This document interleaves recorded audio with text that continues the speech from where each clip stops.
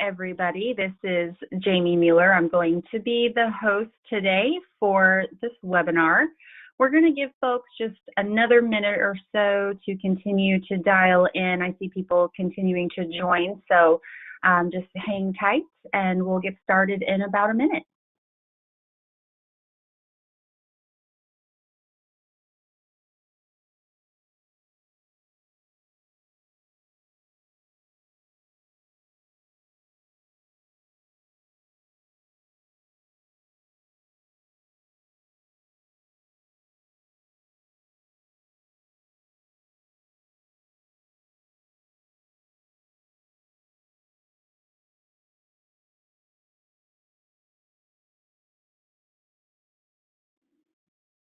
All right, for those of you that just dialed in, welcome and good morning, good afternoon, depending on where you are. I am Jamie Mueller. I am the head of long-term care solutions at Advantage Insurance Network. I recognize a few of the names on here, so thank you for tuning in. I've been doing some training and education on behalf of the team over there at Labyrinth for the last couple of years. So thanks again for taking some time out. What we're going to do today is a little bit of a rewind, right? So typically when we do these training sessions, we're digging in on a specific sales idea, whether it's how to work with qualified money or how to do, take advantage of 1035 exchanges into asset-based long-term care. But what I want to do today is kind of press the rewind button a little bit, and let's kind of go back to square one.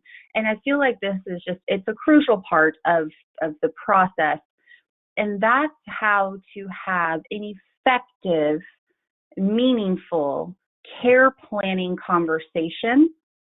And then we will touch in just a little bit on how asset-based long-term care fits into the big picture. So the first thing that I want to do is talk about how this conversation is typically done today. And it's by no fault of anybody's, right? This is how we see it presented in just about any sort of marketing piece, whether it's from an insurance company or a third party, right? It's the only springboard we've ever had to work off of. And sometimes it works, but a lot of times it doesn't. So how we typically would be approaching a client or a potential client is with 3 steps, okay?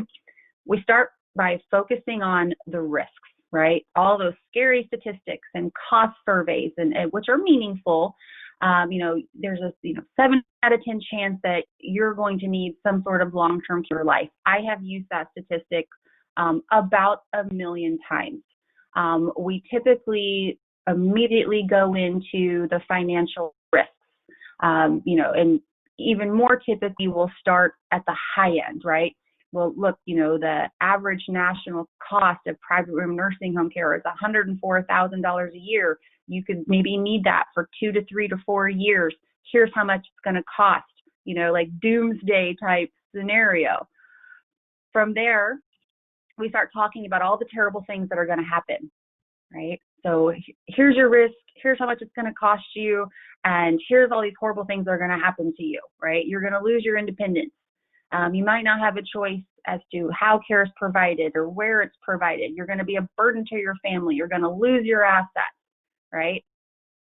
I'm just thinking, if I were a client, I don't think that this is a conversation I'd want to have, but that's the conversation that we're having, and then we immediately go into long-term care insurance is the answer, right?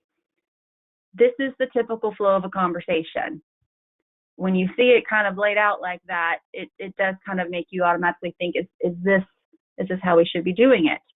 When we do it this way, we have a problem, right? What will typically happen is we have that client sitting across from us experiencing what we call cognitive dissonance, right? So what we have to understand is that in order for somebody to take action, they have to be motivated, right? So how do we motivate the unmotivated to take action to protect himself or protect herself. Okay. The reality of the situation is that nobody wants to have that conversation that we're typically having. Okay. They don't want to hear it, right? When somebody hears something that goes against their belief systems, right, whether they're true or false, if it goes against what they believe, they start having what's called that cognitive dissonance. And they're going to start to do all kinds of things, right? They're going to rationalize their current behaviors. They're going to only look at factual evidence that supports their existing beliefs, right? They're not going to want to change their behavior. So until we can break that cognitive dissonance, the client's not going to take any action. And it's actually not as difficult of a process as you would think. It's really only 3 steps, okay? And you have to get these done in this order. And if we can't get through all 3 steps, then that's okay, right? This client isn't ready. It's going to take a little more time. But let's just break these down really quick. And this is going to be a high-level discussion. I'm more than happy to dig in a little deeper for anybody that wants to learn a little bit more. But step 1, to get these clients engaged into a more consultative type of conversation, is we have to have a matching of interest, okay? We have to match your interest in educating them about the potentials, all of those things that we just mentioned. We do want to get them there. We do want to educate them. That's our interest. And we want to match those with the client's interest. And what is their interest, right? Their interest is taking care of the ones that they love. So the first thing that we have to do is we have to have this client agree that they could live a long life. And if he does, or she does, we're just going to stick with he here for simplicity, that there's a likelihood, there's a reasonable expectation that they might need extended care. And it's really as simple as something like this, so Mr. Client, let me ask you, do you believe it's possible that you could live a long life? And most people are going to say, well, I sure hope so. And if you're more involved with this client and you see that, what their financial plan looks like, they've likely got a plan in place, right, to support income for a very, very long time. So they're already planning on living for a long time, right? Okay, so yeah, I sure hope so. Like, that's the plan. That's the dream. Great. I truly hope that is what happens. So do you think if it's possible, right, if you live to 85, 90, 95, 100, right, do you think it's reasonable, right, that you might need some sort of care along the way? Yeah, I guess that's possible, right? Done. That's all it took. You just got that client to agree that there is a reasonable expectation that should their dream come true, that they live this long life, that they might become frail, right, at some point. And that's actually a key word, right? Frail versus sick, right? They can understand that. Their brain can process that in a reasonable way. Okay, so once we get past that step, we can move on to step 2. Step 2 requires a very personalized conversation for each unique client, right? You need to know their life, their lifestyle, their family, their relationship, their finances, okay? This part really shouldn't be generic. What would it look like, Bob, to, if this were to happen to you, what would happen to Sally, right, your wife, or your kids, Nick and Josh? Get specific, get them thinking about, okay, if this were to happen and I were to become frail and I did need some sort of care, what sort of impact is that going to have on my family, on my unique retirement plan, right? So get specific with them, and more than likely, they're going to want to hear your ideas, okay, if you can get them into that specific conversation, okay? If they can acknowledge that they want to hear your ideas on how to protect and preserve the emotional and physical and financial well-being of that wife, that husband, those kids, right? Then they're going to want to hear your ideas. And once you get past there, now you've just accomplished step 2. Unless, again, you've accomplished step 1, you can't get to step 2. If you can't get through step 2 and they still don't want to hear our ideas, we just got to keep working. From there, now we get to step 3. And what we need to do here is really straightforward, right? The client has to understand that they need a plan, right? And that plan is going to vary for everybody based off of what their unique circumstances are, right? Do they have a strong family support system? And if so, great. The plan might be to stay at home for as long as possible. Okay, let's put a plan together. What does that look like, right? And then ultimately, they need to agree that they have to fund a plan of care. It's not an option, it is a requirement, okay? Pretty straightforward, 3-step process, okay? Get them to agree there's a reasonable expectation that they might need care if they want to live a very long life. Get them to understand the emotional, physical, and financial consequences should that happen. And step 3, get them to acknowledge that they have to put a formal plan of care in place and that it has to be funded. A couple other key components that I have found outside of the 3-step process to be successful, and this is in my interaction with advisors, specifically helping them become successful, is there's 4 of them, okay?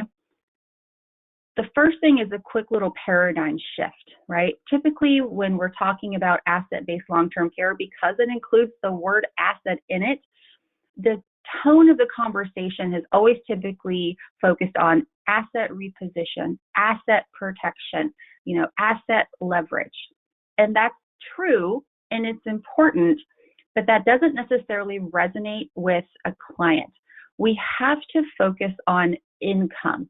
Because why do we have these assets? Why do we save these assets? We save them because ultimately we want them to generate an income stream.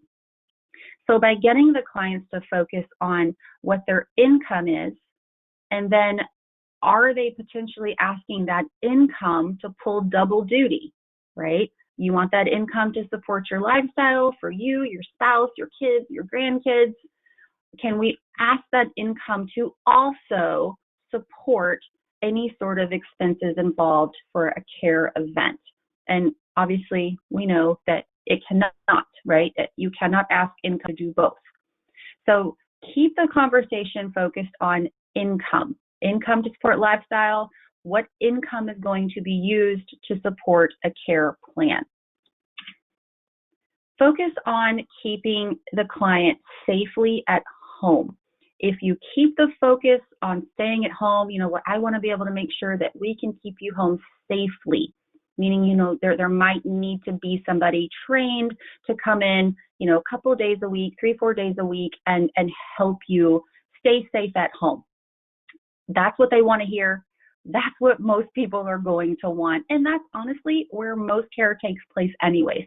So it's a rational conversation. You're not talking about going into a nursing home, at least not in the initial parts of this conversation. You might uncover that it is a real concern based off some family history, but we don't want to start there. We want to keep the focus on keeping the client safely at home. And that in and of itself, right, can be expensive. You could still be talking about $3,000, $4,000, $5,000 a month for in-home care. So it's not eliminating the financial risk in any ways. Start your conversation with a combination of some self-funding and insurance.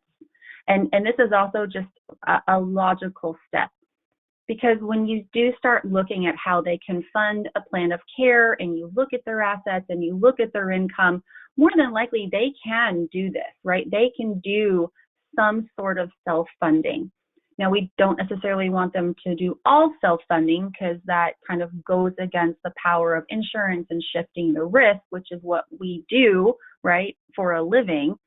But by starting with a combination of self-funding and insurance, clients are much more likely to take some action because they don't feel like you're just trying to sell them something, right? You're putting a plan together that makes sense to them.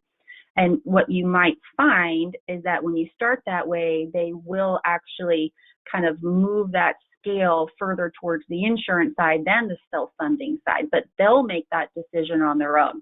They'll go home and think, gosh, I think I'd actually like to keep more of our income for ourselves or for our assets for ourselves for future plans. So let's bump up the insurance side. But starting this way is much more successful than starting with insurance to solve 100% of the plan, which goes into the final one is when you are looking at your insurance or even a combo self-funding insurance strategy, start small. And what I mean by that is kind of back to the beginning. Don't start to plan for 100% of the cost of a private room nursing home event, right? That could last for 4, 5, 6 years, right? Because odds are, right, that's not going to happen anyways. Most people are going to start in the home and then could transition into a facility, whether it's an assisted living, memory care center, up to a nursing home. But if you start small as far as what you're planning for, you avoid that sticker shock, right? And again, what will likely happen or what could happen is they will start to increase on their own what that insurance component looks like, what they want to solve for. But let that be their decision by, kind of starting on the lower end.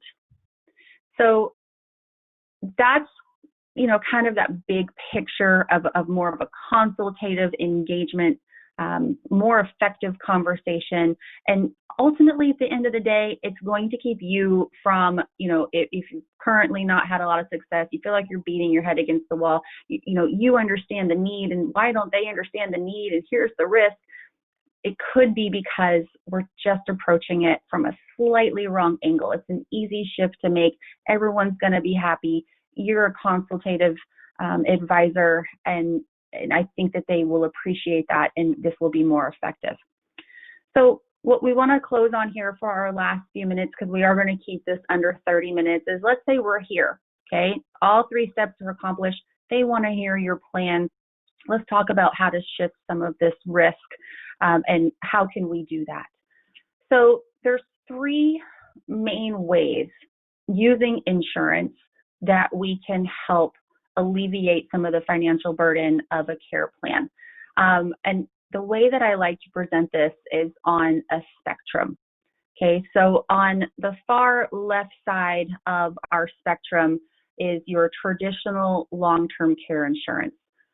This is your standalone, right? You pay as you go, the kind of, use it or lose it type of policy. Now, that is not to say that traditional long-term care insurance does not have its time and its place for certain clients. It does have our lowest cost of entry. It's very robust benefits, highly customizable for each individual client, but it does have some downsides to it. As I said, the use it or lose it structure of it. There's no guarantees on the premiums. They will go up. It's just, how often and how much.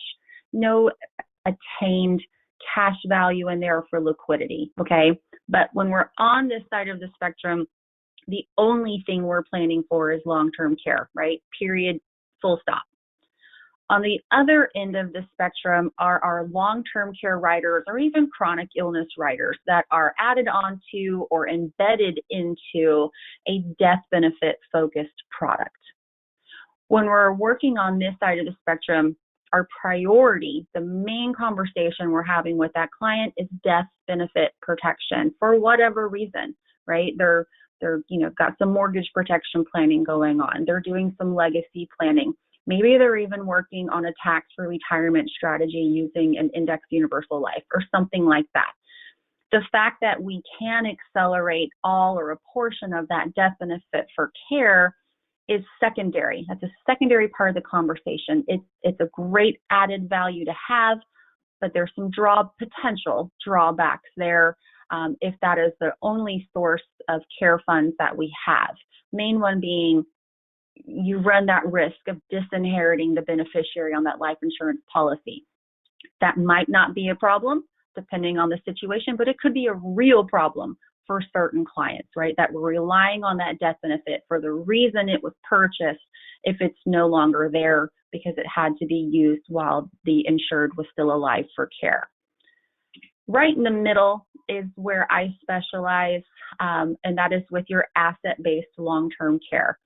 So our primary focus is long-term care, right? But we are building it on a life insurance or even an annuity chassis. So we're building it on an asset, but that life insurance or that annuity value is kept at a minimum. We really only want to keep it right at or just over the amount of premium dollars that we're working with. It's only there to answer that use it or lose it objection of traditional long-term care. Okay, so we keep it at a minimum, and by doing that, we're just kind of flipping the script of how we're leveraging the premium dollar. So minimum death benefit, but more care dollars per month for longer durations. And, we can add inflation in there as well, which is very hard to do really on a life insurance with a long-term care rider. We also have a lot of guarantees here, okay? On these products, everything is guaranteed. The premium is guaranteed to never increase. You have a guaranteed return of premium. Now that's a little bit nuanced in this market. How much return of premium, anywhere from, I'd say on average 70% all the way up to 100% and then some, depending on how long the product sits before a full surrender is done. But there's guaranteed liquidity in these products should needs change. And obviously the long-term care benefits themselves are fully guaranteed, including guaranteed inflation. So this particular market segment tends to be very attractive to some consumers as opposed to that traditional long-term care side. So you've probably heard this before, but this is a good synopsis of asset-based long-term care, like in that nutshell. It's that live, quit, die analogy. So if you live and you need the care, you've got the long-term care benefits. If you quit, meaning needs change, you've got return of premium of some value on the table that they can rely on. And if they pass away and they never needed all or any of the benefits for long-term care, there is a tax-free death benefit or annuity cash value, depending on which product we ultimately use, that will pass on to a beneficiary. So it's got that great all-encompassing value to pass on to the client. Within this market, there are several companies out there that have really great products, but these four I kind of consider my go-to. Each of them is super strong in their own kind of unique ways, and so we pivot around these four products quite often, depending on each specific scenario, each client. How are we funding? We can talk about different aspects of the products on another call, but these are the big four that I just want to make sure that are on your radar. You've got Lincoln, MoneyGuard 3, Nationwide Care Matters 2, Security and Secure Care, and One America has both their asset care and their annuity care lines. Again, is this everybody in the market? Absolutely not. But these are your dominant players that you should be aware of when working in this market segment. So the last thing that I would like to focus on here is just a very, very quick example, okay, of what an asset-based long-term care solution could do. So the scenario that to paint here is a husband and wife that are both 65 years old, okay? And after all of your consultative engagements and planning and looking at their assets that they do have, their income they can work with, you're going to settle on a $500,000 pool of long-term care funds by the time they're 80. So 15 years down the line, okay, for each of them. So we want to have $500,000 for husband, $500,000 for wife. And for the sake of simplicity, we're going to assume that we are funding this with a single premium of non-qualified dollars, okay, as opposed to maybe out of some income stream going on. So here's what it would take to get them there. So the husband would need a single premium of $87,070. The wife would need a single premium of a little bit more, because this particular solution that I was looking at is wife's a little more expensive, of $98,225. Okay, so that gets them each a total long-term care pool of $500,000. And you'll see that death benefit is the same for each of them. So this is what I was referencing earlier. The leverage on the death benefit is minimal, but that is by design. What that provides to them from a care benefit is $6,440 a month. That would last 6 years. And this particular product that I looked at after 5 years does have 100% return of premium. So after 5 years, something happens, they need to walk away from one or both of the policies. All of their premium is back in their pocket. The only thing that they lost out on was maybe 5 years in the market, but still relatively cheap long-term care insurance, if you will, for 5 years that was in place for this couple. So all combined, right, we're looking at premium of $185,295. Now, this is the next kind of piece of this puzzle, because that's great, that makes sense. But, and we can go deeper on this again in a follow-up conversation, but one of the first things that a client might say, one of the biggest hurdles that you have to get over is, well, we have, why don't we just self-fund this thing, right? And this is where it helps you kind of have this conversation. So let's say this couple, their intention is just to set aside, $500,000, or make sure they have $500,000 just in cash, right? They want to self-fund this. What would it take today at age 65 to get them to that mark? Okay, it's going to take between $330,000 and almost $388,000.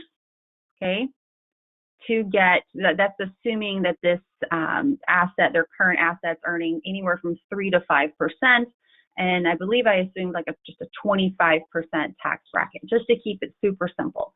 So that's what that asset would have to be worth today to get to $500,000 in 15 years. Okay. Or, like I said, we could just put in $185,295, and we're actually saving them around $145,000 to just over $202,000 of out-of-pocket cash by using the leverage of life insurance to get them there, as opposed to self-funding. So it's a very powerful way to look at this for those clients that do really want to look at doing a self-funding strategy. It's like, great, we can certainly do that, but why, right? And again, maybe we'd end up somewhere in between the two, a little bit of self-funding, a little bit of insurance to kind of close that gap. Another quick example of what we could do here, and this is actually with the One America policy, is put them on a policy together, right? And just to keep the kind of the storyline easy to follow, I went ahead and looked at the same monthly benefit for them at age 80 of $6,440, and we could get them both that same amount for an unlimited lifetime benefit for both of them for $199,240 of premium as a single premium. What you'll see here is, again, minimal second to die death benefit of $214,665, where you'll see kind of that trade-off here for that unlimited benefit is in cash value. It's pretty minimal in this particular scenario. So again, would this make sense for everybody? Maybe not, depending on how important that is to them. But in this scenario, using that same math of a current value, asset to get them to that mark, 330 to around 388,000, depending on how much it's earning right now.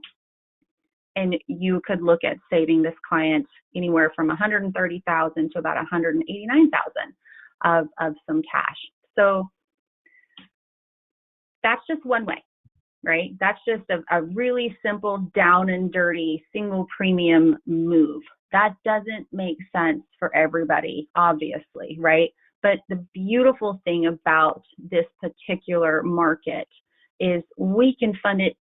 If they've got it, we can fund it, right? I mean, just about any which way, any combination of multiple strategies we can work with.